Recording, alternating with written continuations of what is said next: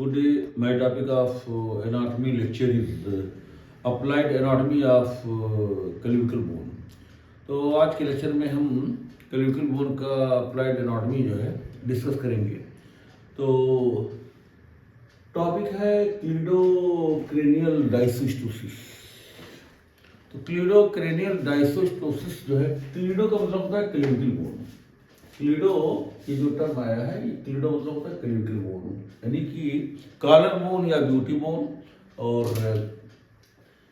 Cranial मतलब होता है स्कल। स्कल तो क्लेविकल बोन और स्कल बोन। स्कल बोन में पैराइटल बोन है, फ्रंटल बोन है, एक्सिपिटल बोन है, जितने भी जो है मतलब अदर बोन्स हैं। और डाइसोस्टोसिस का मतलब होता है ये abnormal formation of the bone, यानी बोन जो है बन तो रहा है, लेकिन ये है कि अबनॉर्मल जो है, मतलब जो नॉर्मल होना चाहिए तो अबनॉर्मल जो है बन रहा है जो है। तो इसमें सबसे पहले जो है, और बोन जो बनता है उसके लिए एक जीन होता है जो है, जिसे 23 पेयर्स ऑफ क्रोमोसोम्स जो है मतलब ह्यूमन बीइंग में पाए जाते हैं, जिसमें कि 22 पेयर्स जो है ऑटोसोम होते हैं और 1 पेयर जो है सेक्स क्रोमोसोम होता है। तो जो ऑटोसोम होता है 22 पेयर्स, जिसमें कि जो 6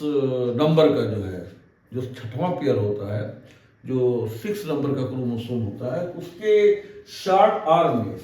6वें नंबर क्रोमोसोम के जो है 2 आर्म होते हैं, एक लॉन्ग आर्म होता है और एक शॉर्ट आर्म होता है, और ये बीच में सेंट्रोमियर होता है। तो इसी शॉर्ट आर्म पे जो छोटा सा मतलब भुजा होता है, short arm of the 6 number chromosome, तो यहाँ पर एक जो है जीन होता है, मतलब एक जोड़ा 1 पेयर जीन होता है। तो ये जीन जो है मतलब इसका नाम है run X2 gene, run X2 gene. तो इस जीन का काम है कि बोन का मतलब फॉर्मेशन करना है। इसी में पूरा रिकॉर्ड रहता है कि मतलब पूरा बोन जो है इसी जीन में जो है मतलब पूरा रिकॉर्ड रहता है, किस बोन को क्लेविकल को कैसे बनना है, पैराइटल बोन को कैसे बनना है, और फ्रंटल। तो बॉडी का जितने भी बोन है जो है इसी जीन में जो है रिकॉर्ड है, इसी के हिसाब से बोन बनता है जो है। लेकिन अगर इस क्रोमोसोम नंबर 6 के इस जीन को, ये डोमिनेंट जीन होता है, डोमिनेंट जीन है, अगर इसमें कोई म्यूटेशन हो जाए, कोई तब्दीली हो जाए, कोई परिवर्तन हो जाए, कोई चेंजिंग हो जाए जो है इस जीन के अंदर, रन X2 जीन में जो है, तो ये बोन जो है मतलब अबनॉर्मल बनेगा जो है। इसी abnormal formation of bone is known as dysostosis. तो इसमें क्या होता है कि रन X2 जीन में म्यूटेशन होता है, और क्लेविकल बोन और जो क्रेनियम बोन है इसका जो है अबनॉर्मल फॉर्मेशन होता है। तो क्लेविकल बोन अगर बनेगा जो है तो पुअरली डेवलप्ड रहेगा, यानी कि मीडियल जो मतलब पार्ट है क्लेविकल का वो प्रेजेंट रहेगा, और जो लेटरल पार्ट है वो एब्सेंट रहेगा, यानी कि जो है poorly development of the clavicle bone. तो 90% तो मतलब ऐसा होता है कि क्लेविकल जो है मतलब प्रेजेंट रहता है, लेकिन पूरा नहीं रहता है जो है, आधा रहता है। मीडियल पार्ट प्रेजेंट रहता है, लेटरल पार्ट एब्सेंट रहता है। तो इससे क्या होता है कि मतलब जो है ये शोल्डर जो है, मतलब दोनों शोल्डर होते हैं एक दूसरे के पास आ जाते हैं, क्लोज शोल्डर, यानी शोल्डर का जो एक नॉर्मल डिस्टेंस होता है तो डिस्टेंस मतलब कम हो जाता है, तो क्लोज शोल्डर हो जाता है। और 10% केस ऐसा होता है कि मतलब जो है क्लेविकल बिल्कुल जो है 100% एब्सेंट होता है, जो है रहता ही नहीं है। तो ये होता है कि और ज़्यादा करीब हो जाता है कि चेस्ट के सामने जो दोनों शोल्डर जो है एक दूसरे में टच कर जाते हैं। अगर दोनों शोल्डर इसे अलग अलग है, इनको अगर एक दूसरे को मिलाया जाए, क्लेविकल एब्सेंट है तो दोनों मिल जाते हैं, एक दूसरे को टच कर जाते हैं जो है। और यहाँ पर जो है जो क्लेविकुलर रीजन है, जिस जगह क्लेविकल बोन है, यहाँ पर जो है पेनलेस स्वेलिंग रहती है। अगर क्लेविकल एब्सेंट है जो है तो यहाँ पर जो है क्लेविकल की जगह पे इस एरिया में सूजन रहती है, स्वेलिंग रहती है। मतलब इस कंडीशन में, क्लीडोक्रेनियल डाइसोस्टोसिस की कंडीशन में यहाँ पर जो है सूजन रहती है। तो फर्स्ट जो मतलब होगा कि painless swelling in the area of clavicle bone. और उसके बाद में जो है शोल्डर जो है क्लोज शोल्डर, दोनों शोल्डर एक दूसरे के पास पास रहेंगे जो है। और उसके बाद मैंडिबुलर जो है प्रोग्नेथिज्म, PROGNATHISM, तो मैंडिबुलर प्रोग्नेथिज्म क्या है कि ये मैंडिबल बोन जो होगा ये जो है मतलब प्रोट्रैक्टेड कंडीशन में रहेगा, यानी ये मैंडिबल बोन जो है ये आगे आ जाएगा, निचला जबड़ा जो है आगे आ जाएगा और ये जो है मतलब मैक्सिला जो मैक्सिला है ये अपनी जगह पे फिक्स रहेगा, जो है ये पीछे हो जाएगा। जो है ये ऐसा भी हो सकता है कि अपनी जगह पे अगर नॉर्मल है इस पर कोई फर्क तो ये यहीं पर रहे, और अगर ये है कि ये माइक्रो प्रोग्नेथिज्म जो मैक्सिला बोन होगा जो है वो पीछे हो जाएगा जो है। तो इस तरह से जो है ये मैंडिबुलर जो है मतलब प्रोग्नेथिज्म पाया जाता है, यानी मैंडिबल बोन जो है ये आगे हो, इसको जो है ये कहते हैं हासबर्ग चिन्ह कहते हैं, हासबर्ग चिन्ह कहते हैं। ये यानी मैंडिबल बोन जो है आगे हो जाए, प्रोटेक्टेड हो जाए, हासबर्ग चिन्ह भी कहते हैं और हासबर्ग जा भी कहते हैं। हासबर्ग HASBURG हासबर्ग चिन्ह और हासबर्ग जा भी कहते हैं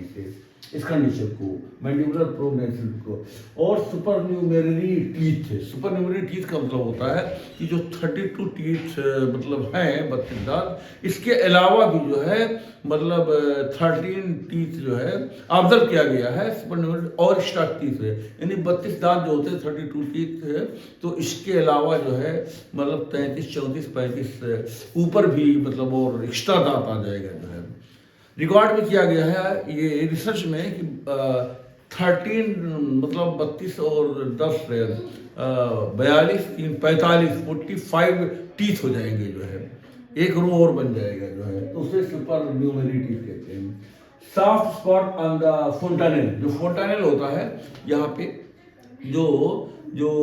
क्या नाम है ये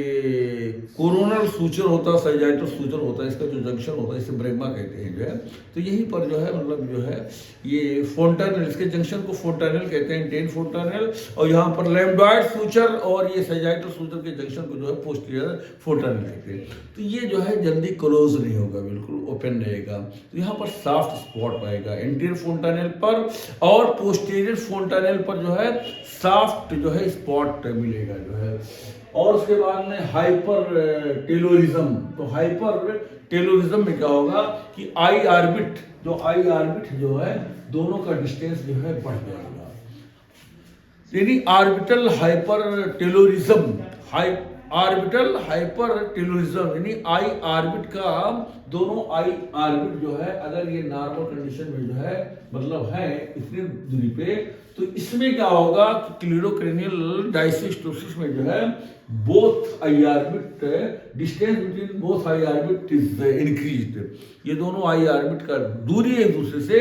दूर हो जाएगी, देखिए शोल्डर क्लोज हो जाएगा लेकिन आई ऑर्बिट जो है एक दूसरे से दूर हो जाएगा जो है। और उसके बाद में ये फ्रंटल बोन यहाँ पर जो है ये जो फ्रंटल बोन है तो यहाँ पर जो है एलिवेशन उभार आ जाएगा जो है, फ्रंटल बोसिंग मतलब बल्ज हो जाएगा, बल्जिंग आ जाएगा, यहाँ पे एक उभरा हुआ जो है मतलब फ्रंटल बोन जो है उभार आ जाएगा। और पैराइटल बोसिंग भी, यानी पैराइटल बोन पर जो है यहाँ पर भी जो है प्रोमिनेंसी आ जाएगी जो है, एक तरह से बल्जिंग यहाँ पर भी हो जाएगा, स्वेलिंग टाइप दिखाई पड़ेगा, फ्रंटल बोन पर भी स्वेलिंग दिखाई पड़ेगा। और उसके बाद में कोक्सा वेरा का मतलब होता है जो है जो फीमर बोन का नेक और शेफ्ट एंगल जो है ये जो है मतलब कम हो जाएगा, डिक्रीज कर जाएगा। The neck shaft angle between the femur bone, the angle between the neck and shaft of the femur is known as neck shaft angle जो है, तो नेक शेफ्ट एंगल जो है 120 डिग्री से जो है कम हो जाएगा। तो इसमें इस कंडीशन को कोक्सा वेरा कहते हैं। कोक्सा वेरा का मतलब होता है कि neck shaft angle of the femur is reduced, जो नॉर्मल नेक शेफ्ट एंगल होता है फीमर का जो है वो कम हो जाएगा जो है 120 डिग्री से। और उसके बाद में जो है स्कोलियोसिस का मतलब होता है कि ये जो वर्टिब्रल कॉलम होता है जो है, जो बैकबोन होता है जो है, तो ये जो है मतलब लेटरल बेंडिंग हो जाएगी, मतलब 3 जगह जो है सर्वाइकल रीजन में, थोरेसिक रीजन में और ये लंबर रीजन में। तो एक लेटरल बेंडिंग हो जाएगी, टेढ़ा हो जाएगा, जिससे कर्विंग आ जाएगी जो है, यानी कि capital S shaped, capital S shaped जो है कर्विंग हो जाएगी, और इसी को कहते हैं स्कोलियोसिस। तो स्कोलियोसिस का मतलब होता है कि वर्टिब्रल कॉलम यानी बैकबोन जो है ये टेढ़ा हो जाएगा, लेटरल जो है मतलब बेंडिंग हो जाएगी जो है वर्टिब्रल कॉलम की, और ये 3 जगह होगा, सर्वाइकल रीजन में होगा, लंबर रीजन में, और थोरेसिक रीजन में। और ये जो शेप होगा वो कैपिटल एस शेप्ड जो है मतलब कर्विंग होगी। और उसके बाद में जो है ये स्पाइना बाइफिडा, स्पाइना बाइफिडा जो है जो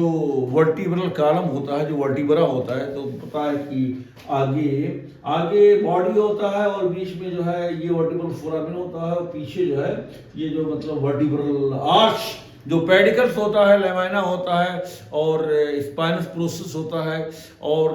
जो सुपीरियर आर्टिकुलर प्रोसेस होता है, 2 ऊपर 2 नीचे इंफीरियर आर्टिकुलर प्रोसेस होता है, और 2 ट्रांसवर्स प्रोसेस होता है। तो इस तरह से जो है जो वर्टिब्रल कॉलम होता है और उसका इंडिविजुअल जो वर्टिब्रा होता है जो है, जैसे सर्वाइकल वर्टिब्रा है और ये थोरेसिक वर्टिब्रा है और लंबर वर्टिब्रा है, तो उसका पीछे वाला जो लेमाइना होगा जो है वो क्लोज नहीं होगा, जैसे बोथ लेमाइना जो है जो पीछे रहा हुआ है से स्पाइनस प्रोसेस जो है, तो वहाँ पर जो है क्लोजिंग नहीं होगी, खुला रहेगा जो है, तो स्पाइनल कार्ड जो है बिल्कुल जो है कम्युनिकेट करेगा जो है। तो इस कंडीशन को जो है जब incomplete fusion of the vertebra on the back side is known as spina bifida. और उसके बाद में सिरिंजोमाइलिया होगा। सिरिंजोमाइलिया जो है ये जो स्पाइनल कार्ड होता है, स्पाइनल कार्ड है, तो उसके अंदर जो है सिस्ट बन जाएगा, उसके अंदर सिस्ट या कैविटी बन जाएगा। तो इस सिस्ट और कैविटी को जो है जो स्पाइनल कार्ड के अंदर बनता है उसको सीरिंग्स कहते हैं, सीरिंग्स, SYRA, सीरिंग्स मतलब cyst in the spinal cord या cavity in the spinal cord, और माइलिया माने होता है स्पाइनल। इस तरह से सिरिंजोमाइलिया का मतलब होता है formation of the cyst in the spinal cord, syringomyelia हो जाएगा। और जो प्यूबिक सिम्फाइसिस है, प्यूबिक सिम्फाइसिस जो है ये वाइडेंड हो जाएगा, चौड़ा हो जाएगा जो है, और जितने बोन हैं सब जो है छोटे हो जाए, फिबुला बोन भी छोटा हो जाएगा, टिबिया बोन भी, और ये सब जो है रेडियस अल्ना तो ये अंडर डेवलप्ड रहेंगे जो है, तो शॉर्ट स्टेचर रहेगा जो है, यानी जो कद होगा जो है जिसको ये मतलब बर्थ डिफेक्ट ये 2 से जो है और 3 साल के बच्चों में दिखाई पड़ता है जो है, और ये जो है एक बर्थ डिफेक्ट है और एक जेनेटिकल डिजीज है जो है, और वो भी ऑटोसोमल डोमिनेंट डिजीज है, क्योंकि ये जो ऑटोसोम क्रोमोसोम जो 22 पेयर्स होते हैं, तो 6 पेयर के क्रोमोसोम के शॉर्ट आर्म जो होता है उसी पर जो है एक डोमिनेंट जीन होता है जिसको RUNX2 जीन कहते हैं, तो उसी जीन पर जो है म्यूटेशन हो जाता है, यानी एक चेंजिंग आ जाती है, एक परिवर्तन आ जाता है, एक बदलाव आ जाता है, मुतगय्यर हो जाता हो जीन RUNX2 जो है, और जब ये चेंज होता है तो ये सब अबनॉर्मल जो है बोन फॉर्मेशन करता है। तो यहाँ पर इसको जो है ये डायसोस्टोसिस का मतलब होता है कि abnormal formation of the bone, abnormal formation of the bone, यानी बोन जो है नॉर्मल नहीं बन रहा है, बन तो रहा है लेकिन जैसे फ्रंटल बोन है यहाँ पर जो है बोसिंग हो जाएगी, यहाँ पर बल्जिंग आ जाएगी, पैराइटल बोन है यहाँ बल्जिंग हो जाएगी, क्लेविकल अगर बन रहा है तो आधा बन रहा है आधा नहीं बन रहा, ऐसा भी क्लेविकल बिल्कुल अपसेंट हो गया पूरी तरह से। तो 10% लोगों में क्लेविकल जो है अपसेंट होता है और 90% में क्लेविकल प्रेजेंट होता है लेकिन पुअरली डेवलप्ड होता है जो है। तो ऐसे बर्थ डिफेक्ट को जो है इसमें क्लेविकल बोन जो है खास तौर से और स्कल बोन जो है आम तौर से अब नॉर्मलिटी आ जाए तो ये जो है मतलब पूरे बॉडी का बोन हर जगह जो है मतलब ये झेलना पड़ता है RUNX2 के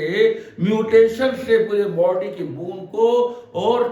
टूथ को, बोन्स को एजाम कहते हैं, और टीथ को अस्नान, सिन की जमा सिन माने दांत होता है, अस्नान माने दांत, टीथ, सिर का मतलब टूथ होता है और स्नान का मतलब होता है टीथ होता है, और दंदान भी कहते हैं। तो इस तरह से जो है ये टीथ और बोन इन दोनों में मतलब एक खराबी पैदा हो जाएगी जो है। तो in these words I want to finish my lecture. तो क्लीडोक्रेनियल डायसोस्टोसिस को क्लीडोक्रेनियल डिस्प्लेसिया भी कहते हैं और इसको मैरी सैंटन सिंड्रोम भी कहते हैं, मैरी सैंटेन सिंड्रोम। तो 1898 1898 में जो है ये दोनों लोग, मैरी सैंटेन ने जो है इसको जो है ऑब्जर्व किया था 1898 में एक बच्चे के अंदर। तो दिस इज बर्थ डिफेक्ट, और ये एक जेनेटिकल डिजीज है, वो भी डोमिनेंट ऑटोसोमल डिजीज है। In this words I want to finish my lecture.